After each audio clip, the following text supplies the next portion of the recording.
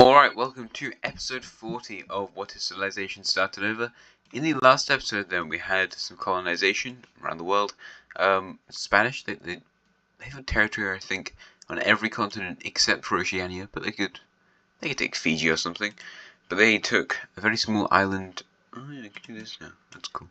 I figured out how to do that, that's fun. But they took, I just cannot find it I guess. Great. They took this island right here, sorry that was a rubbish introduction, and they also bought a tiny city off the coast. The red team, well, is part of the South Indian country, so they bought that. We also saw the yellow Pakistani country go to war with the orange country that used to be here, and the blue Kashmir, I guess, maybe Punjab, potentially, go to war with this beige country who still exists, but lesser. The Ukrainians easily destroyed the Moldovan country, and the Southern French and the Rhineland country both went to war with the Alsace sort of country. So yeah, those were all the events of the last episode, and let's talk about the ones that are going to happen in this episode, because they should be pretty fun. And we actually need to go over to religion, because, it's episode 40, so you know it's going to be good when it's episode 40, but we need to go here to the religion layer, because a group of countries/provinces, areas, have declared their religious independence from the old Central Asian religion, and it's not that final. Not all of them just go, yep, we're all converting. There's like small pockets of stuff. Why is it on 70? They're like around and about these different areas. That looks horrible. I'll fix it after this. Well, you don't know. Central Asia might fix the problem in this episode. However, here's what the religion map looks like, by the way. This East African area is crazy. I have actually updated the colonies, so you can see also Spanish stuff, but also the Europeans, and how spreading into the areas they recently took over, like the Dutch and the Irish. I mean, in their colonies, the Koreans are obviously in Alaska, and the north is pretty Northern European, which is mostly united under one religion. There's a Druidic thing, the Roman religion's still here. Pretty cool. I haven't really updated the religious capitals, which I should probably do. Well, there's not many new religions, except for the Korean one. Anyway, let's go back to our normal there, because Central Asia, okay, thanks India, is not going to take this event lightly. If we just check over here. Yeah, it's expanded into some of these provinces as well. Not very pleased about this. So, Central Asia will declare war on the greenish country. Now, the green team, they've not really been in many wars across their entire history. They haven't done a whole lot. They're pretty just peaceful-ish country. I think they're an absolute monarchy, if I'm not mistaken. Never mind. Yeah, they are. So, a lot of these countries in this area are. The Central Asia is just a normal one. Yeah, there you go. There's some more ideologies, which will become more important in the future. Well, this episode, they're gonna be there, but lesser. So, anyway, so Central Asia begins its invasion, and they do very well, because it's the Central Asian country, so of course they do well. Taking over two major cities very quickly, they move in around this lake, which probably should have more cities around it, and also into some of the rural areas in the north. The capital's not too far away. If we look at the, where is it? The trade route there, they're going to kind of follow that towards the capital city, which might be illegal, and makes a lot of people unhappy. Although less people are now using the trade routes because of the fact that Central Asia has gone on all these expansionist quests over here around the Caspian Sea. So for that reason, their economy's kind of gone down a bit, but so has the economy of this country, which is bad, but it's not terrible for them, because Central Asia is more dependent on it. I mean, if everyone stopped using it, there's a lot of trade route that goes to this country. It's going to be a big thing if less people use their trade routes. You've got the one that connects Europe to Asia. There's a massive Central Asian one around the entire Caspian Sea, one that connects Mesopotamia to Central Asia. Probably should be one like here, but there isn't, so oh well. Anyway, how does the world feel about this? Well, the world does not really support Central Asia's actions, because they think that Central Asia is going to go on some sort of crusade against these new religious groups over here in the sort of Turkestan area of Central Asia, East Asia-ish. I don't know what to describe this region as. It's tricky. There's a lot of big countries here, so it's hard to know what it really is. But the green country is close to capitulation over here, as they lose their entire northern area, and people start to flee down to this southeastern quarter. It's basically a quarter. So they lose all these territories, and the country is doing very badly in this new war. Okay, thanks. There you go. So, yeah, people are going to stop working the trade routes now because they're very afraid of Central Asia and their expansionist policies and ideas. However, we see the Baikal nation, which is a very big country with some degrees of population, send their troops in across into this country. So that was a major surprise to everyone. And yeah, they actually do a good bit of work capturing one major city and starting to push back, especially in the sort of north central region. How the Central Asians will push back south again, and they even move closer in towards the main area where people are hiding out. It doesn't matter if this group is disconnected too much because they're kind of just going through this country. But the Yellow Country, which is a major nation for this new religion, will actually declare war as well. And it's just, I mean, it's kind of getting Central Asia's work done for it already. They're going to declare war on all these countries regardless. I mean, wait, are any of you guys? Okay. Well, can I just find the religion there, please? There you go. Oh, they kind of aren't really. But some of these groups probably send some people who like these ideas over to fight against the Central Asians, and they're actually going to start to lose land, especially up here in the north, where it's pretty rural, as they push towards the capital city area along the trade routes. They're getting sympathizers and people like that. Persians even start to rise up in these southern areas of Central Asia, and this is where we see bad stuff happen, because Central Asia is now very divided. Their military is over here, and back around in the west, we see the Caucasians, get invaded by the green team apparently. No, they invade Central Asia. They take one major city very quickly. They recently were invaded by Central Asia, and they want their land back, or at least as much of it as they can get, or possibly more. They push into some of these northern areas around the Volga River, and try to move towards the Caspian Sea, but are mostly unsuccessful. They manage to push out into the mountains and do pretty good work there. How the Central Asians will finally send their military in after, what's the word? Retconning it? No, not really. I'm not sure. They get it resupplied, and they shift some things around and send it over to fight the Caucasians, who are slowly just losing that front line. But Caucasia's pseudo allies over here in the Uralic country will also be joining, as apparently everyone's here to fight against the Central Asian country and their expansion. All the countries who are fighting are ones who are currently being affected or previously been affected by Central Asian expansionism.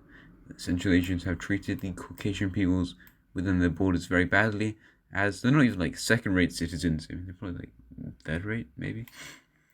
Central Asia will send forces into the Uralic country. Their border's too big for the smaller Uralic military to fend off the entirety of Caucasia. So Caucasia does a pretty good job at pushing in. They don't get towards the capital area, but they do take a lot of the south. Caucasia, the Uralics are going to try and send a group over to the Aral Sea over here. They take one major city or another one. They've already got one over there, but they are in a lot of danger at the moment. But Central Asia is now fighting on 3 different front lines, which is not how you want to be fighting. Heading back over to the east, we can see that Central Asia is losing ground over here to these guys. I mean, they shouldn't be, but they are, and it's because of funding from other countries. Even the Mesopotamians, who would usually help them in something like this, aren't sending aid, and in fact are trying to help the other sides because they believe that, these guys should suffer a bit. They've done some pretty bad things recently, and they're abusing their power in this region. They're surrounded by weak countries as well, so yeah. And the Red Country will start to kind of fund their own rebels in this area, which ends up going not quite as they hoped, as we see rebels pop up around here in the mountains, and yeah, Central Asia is not very pleased. Wait, did that do something? Oh, it did, never mind. Central Asia is not very pleased because these rebels start to quickly take over the Azerbaijani and sort of the South Azerbaijan area. That is literally what this bit's called. The Caucasians, with help from these new rebel groups, will manage to kind of push into this bit because there are some Caucasian people in this area, but they also move it towards the Caspian Sea. The Uralians will now push down towards the Volga River, which is pretty good for them. And we even see provinces in these areas with major cities in them starting to secede away towards these various countries, including the Orange Team, which is interesting because the Orange Team's just very uninvolved in this war. You can't really see that. Do something like that for the Orange Team. It's always tricky to use orange. But the Uralics can't currently push down to the Caspian Sea People who can push down to important areas are the East Asians-ish, the Xinjiang sort of people, as they retake the capital city of the Xinjiang country, taking this major city over here as well. And the front lines look disgusting because they actually are disgusting at this current point in the war. The Central Asians are pushed back even further until they occupy just one city of this entire country. These countries are pretty starved of people and resources, but they are getting supplies from Orange China, who want to spread their influence more, and also some of these other Indian and Persian countries.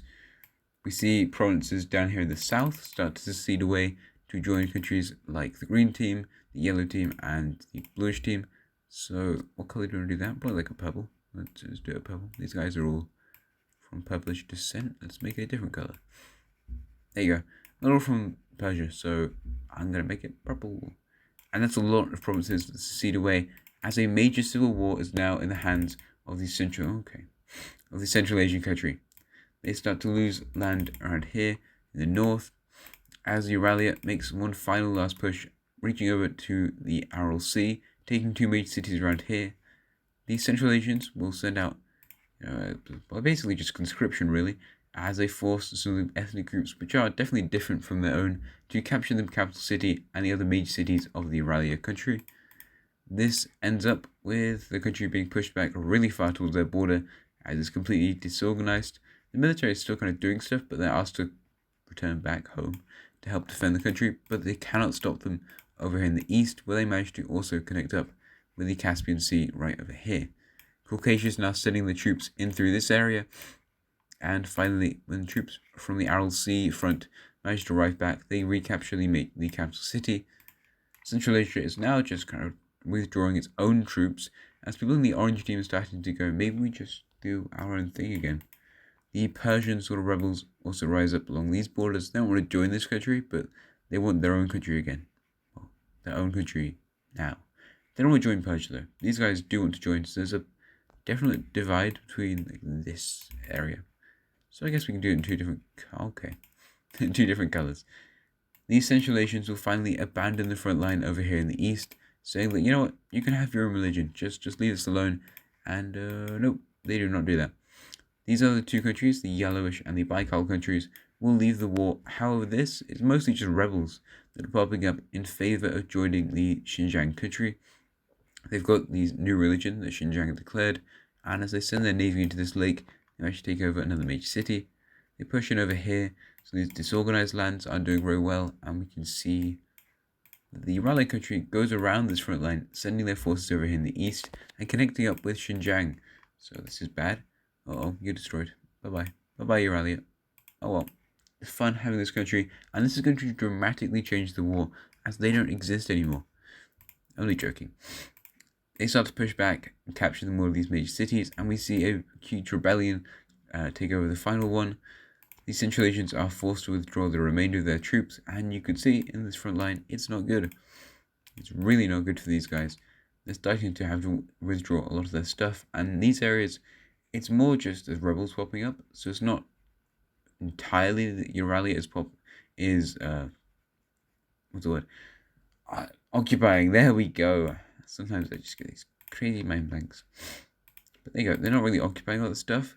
Over here in the south, we see the old Orange country rise up in favor of recreating the old theocratic country, and this is basically just ringing huge alarm bells in this nation.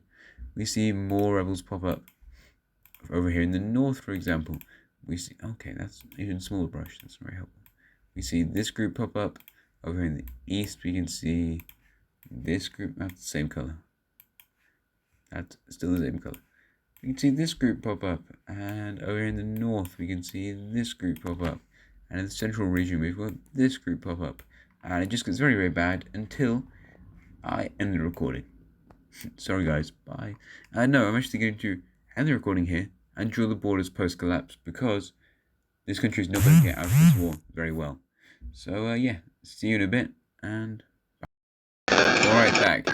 Alright, we're back. Sorry. Alright, back. Alright, we're back. Sorry. I don't know. I didn't press the button on my voice recorder. As you can see, so it might be a bit that was time on there. But as you can see, there's a lot of new countries. In fact, there's 1, 2, 3, 4, 5, 6, 7, 12 new countries. That's a 8, lot. 9, 10, Some of 11, them 12. have 12 new existed countries. before, That's like a this lot. brownish one Some of them over have here in existed South before, like this Azerbaijan, brownish and one the orange country over who here in existed for South quite a long time. Azerbaijan, and the They orange country existed who existed for since quite a long time. episode They've existed 16, was it? since I think it might have been. episode But the 16. brown countries I think it have might not have been. actually been But alive the for an brown entire countries episode. They were not twice. actually Twice they been appeared, and alive then for they an got entire annexed episode. within that They were episode. twice they So appeared, yeah, and then I they got haven't done the annexed within ideologies that yet, episode. but I have done the capital So yeah, cities. we haven't done the Lots of these ones are ideologies across yet, but I trade have done the routes. capital cities. The blue Lots country of these literally only ones are has across one trade city, routes. so that's why The theirs blue is country there. literally only has one city, so Yeah, that's this why guy, theirs they is just put there. this fucking north. Yeah, this Kind guy, of because they I just want put it that to be like an eye, north. because this country looks a bit like a Kind of dragon. because I want it to be The like blue an eye, country because this was country looks a bit like a lively dragon. thing, got some The blue provinces. country You got was 3. lively You thing, got got some provinces. You got about Persia didn't 3. get You any. got a The few. orange country got 2 really Persia small didn't get any. provinces. And then The orange obviously country the got Euralia 2 really country is small absolutely provinces. massive And then now. obviously They the got like Euralia all the country stuff is that they absolutely had lost massive now. previously. They got like And all the Xinjiang stuff also that got a they ton of had lost territory previously. up to And Tapik Xinjiang Lake. also got a ton of territory As you can see, there's a up few to cities in there. Tapik Lake. But the blue country is pretty far You away. can see there's a So few they cities in wouldn't have there. got those anyway. But the blue country is pretty They far do away, border so so they many wouldn't cities, have like got this those one and anyway. this one and this one and this one. But they do Just so many near cities, like so this many, one but and I this didn't one give and them this any one and because this I one. was being funny. Just near Yeah, so let's many, do but I other didn't give them events any this because I video. was being funny. Also, But yeah, power let's do rankings. other events Might this as well. video. Nope. Also, power Yeah, I was rankings. using this map. Might as well. This is the map from like. Okay, I Oh, was there's using my this map. alliances. This is the map from like. Oh, there's my alliances. Wait, what? Why did? Hold up. That's not good. Oh, it'll be fine. I can kind of remember. So just, I guess I pasted over the top 10 layer with this layer. I probably did that. And which was just so we can get some of the old colors back. I know it looks skewed. Don't worry. It's not really. Anyway, the number 1 country at the start of this episode was, of course, Central Asia. But the new number 1 country in the world is, drumroll please, it's the Spanish Empire. Look at all the stuff they've got. The 3rd spot then goes to Bulgaria, who's now 2nd, but I like to do power rankings in like the start of the episode and judge it by that. So 4th is then Mesopotamia, who's fallen quite a long way. 5th is the Koreans, still got some stuff. Turkey's 6th, 7th is Bengal, 8th is Southern India, 9th is the Orange Chinese country, and 10th is unfortunately Greece again. They're just falling back to 10th. They've been outpaced by China pretty quickly. Speaking of colonization, which I didn't mention at all, but let's do that. Now I've got 2 separate recordings, but I think the other one's like 14 minutes long, so we can kind of just judge that off of this. This one needs to be like 7 or something. But the red South Indian country will start to colonize some of these islands, getting towards, well, they've taken Bali already, but I guess towards the Timor Sea and the entire sort of Timor area. Bengal will continue their expansion over Borneo, which is their main project at the moment, taking over a lot of land and getting up here into these northern areas towards the Chinese colony in the Philippines. It's a monumental day for the Philippines as well, as finally the Chinese country will be fully colonizing this group of islands. So they take over Mindanao and also these 2 down here. They've also got this one, which is extremely close to Borneo. Anyway, that will leave Southeast Asia looking like that. Heading over to the Americas, we're going to finally divide up the Honduras, El Salvador area with the Dutch and the Spanish, of course, partitioning it. Nah, the Moroccans come in, they colonize it. Nope, not going to happen today. So the Dutch take all of this land, which is a very little part of it. There's a, what is it, like a conference or a treaty thing held in Amsterdam where they divided up the territories. But, Spain was 2nd before this, and now at this point, they are the strongest country in the world. So, yeah, you definitely do what they say.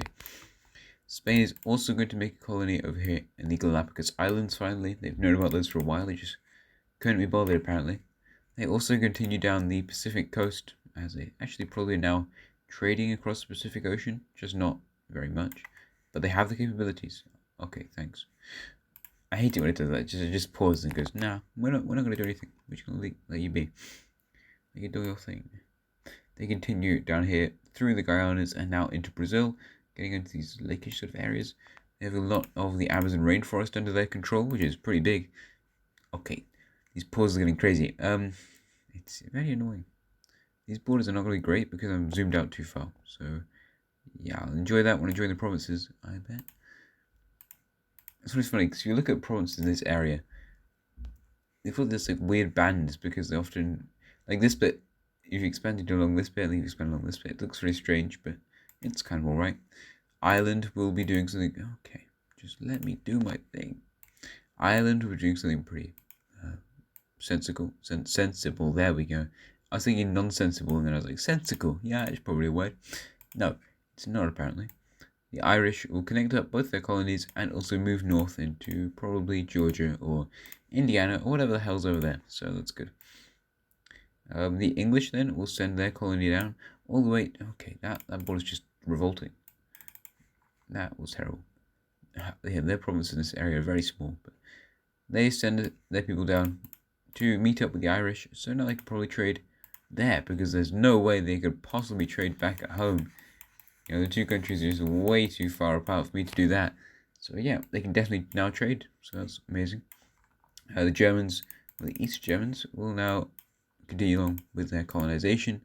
They're actually probably approaching the top 10 at this point. They've got a lot of resources in Germany, and now we're approaching the Industrial Revolution. I don't know where that's going to start. Possibly Spain, though. I don't know. I haven't really thought about that. But the Industrial Revolution is approaching very quickly, so yeah, think about that, guys. I guess, and they've got good resources for that. But let's head over to southern India for the final event of this episode, because they're going to be declaring war on a pretty big country. They've existed since about episode 17 or something, maybe 18, and it is the Yellow Indian Country. The Yellow Indian Country was at one point, at least, the 14th strongest country in the world, I think I said. However, they're not in the top 15 anymore. They're probably maybe in the top 10, maybe just about, and they're definitely not strong enough to beat the number 8 strongest country in the world, southern India, who's really starting to industrialize and become pretty strong. They lose a lot of their inner land very quickly where there's less cities, but approaching towards the capital area is where the southern Indians struggle. They manage to take this major city, and you can see the brushes. It's 25 pixels.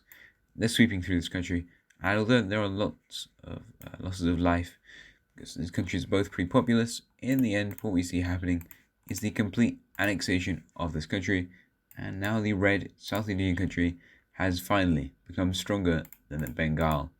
And officially we can really start the Cold War between these two nations, as they're going to start gathering alliances in the surrounding areas. So finally I'm going to decide to change some of these colours in this bit, like the Odisha country. You can become slightly less like that, so you can actually kind of see where your border is. There you go, I don't love it, but don't worry. And also the red North Indian country, I'm going to make you more orange, because you need to be more orange. That's not a nice looking orange, but you know. Deal with it, I guess. There we go. That's me. Alright, so that's where we're going to end today's episode. We've got a big civil war that happened, and some more colonization, and very scary southern India. So if you enjoyed today's episode, like, subscribe, comment things you'd like to see in the future, and I will see you again next time. Goodbye.